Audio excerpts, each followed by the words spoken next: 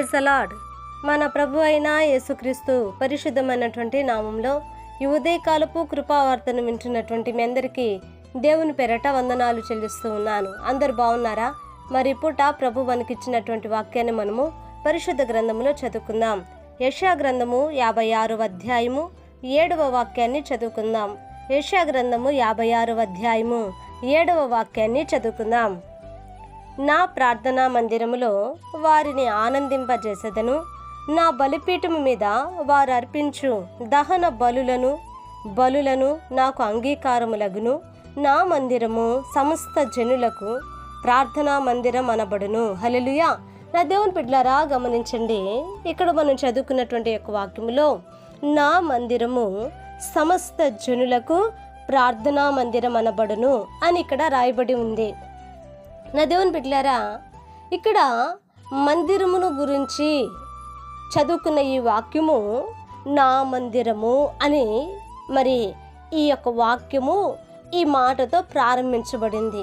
ఆలోచించండి, ఎవరి మందిరం ఇది అనంటే ఇది మనుషులది కాదు.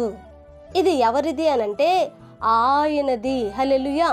నా దేవుని బిడ్డలారా, మన కొరకు రక్తము కాచి మన కొరకు ప్రాణమిచ్చి మనలను ఇదిగో పాపపు ఊబిలో నుంచి లేపి పరిశుద్ధ జనముగా మార్చినటువంటి ఆ యేసయ్య మందిరము అని మనము జ్ఞాపకం చేసుకోవాలి.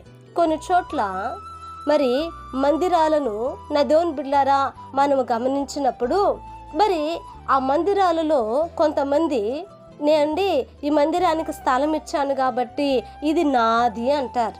లేకపోతే ఇది నేను కట్టించాను కాబట్టి ఇది నాది అని అంటారు. లేకపోతే ఇదిగో మా యొక్క తల్లిదండ్రులు మరి మా పితరులు సేవ చేస్తూ వారు మరణించారండి కాబట్టి ఆ తరువాత ఇది నాది అని అంటారు. కానీ ఇక్కడ మనం గమనించవలసినటువంటి మొదటి విషయం ఏంటంటే అసలు మందిరం ఎవరిది అని అంటే దేవునిది. హల్లెలూయా. నా మందిరము అంటాడు ప్రభు. నా దేవుని బిడ్డలారా గమనించండి, ఆ మందిరం అట సమస్త జనులకు ప్రార్థనా మందిరం అనబడను అని ప్రభు అంటున్నాడండి. అంటే ఇప్పుడు జనులకు కావాల్సింది ఏమిటంటే ప్రార్థనా మందిరము. ఎందుకు అనంటే ప్రార్థన చేసుకోవటానికి నా జనులకు ఏమి కావాలి అనంటే మందిరము కావాలి. నా దేవుని బిడ్డలారా, ఏదో నామకార్థంగా మరి దేవుని యొక్క మందిరానికి వెళ్ళి రావటము ఆయనకు నచ్చదండి. ఆయన జనులు దేవుని మందిరానికి వెళ్ళినప్పుడు ఎలా ఉండాలంట?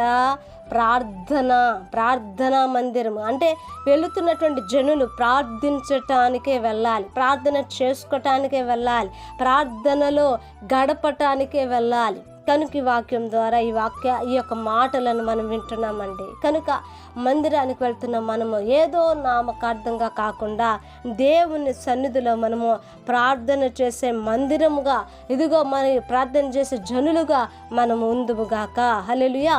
ప్రార్థన చేద్దామండి.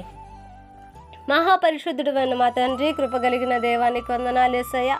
ఈ ఉదయకాలం మందు నా ప్రభా ఇదిగోనైనా ఇంతవరకు నీ మాటలు వినటానికి మీరు ఇచ్చిన ఈ కృప కొరకే నీకు వందనాలు.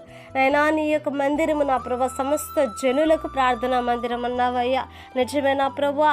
దేవా నా తండ్రి నీవే నా ప్రభానైనా అయ్యా. ఇదిగోనైనా అయ్యా మీరు కృపనిచ్చి నా ప్రభా నీ మందిరంలో మేము ప్రార్థన చేసే జనాంగంగా మమ్మల్ని మార్చమని యేసు నామమున అడిగి వేడుకొచ్చున్నాము తండ్రి. ఆమేన్. Praise the lord. దేవుని కృప మీకు తోడై ఉండును కాక.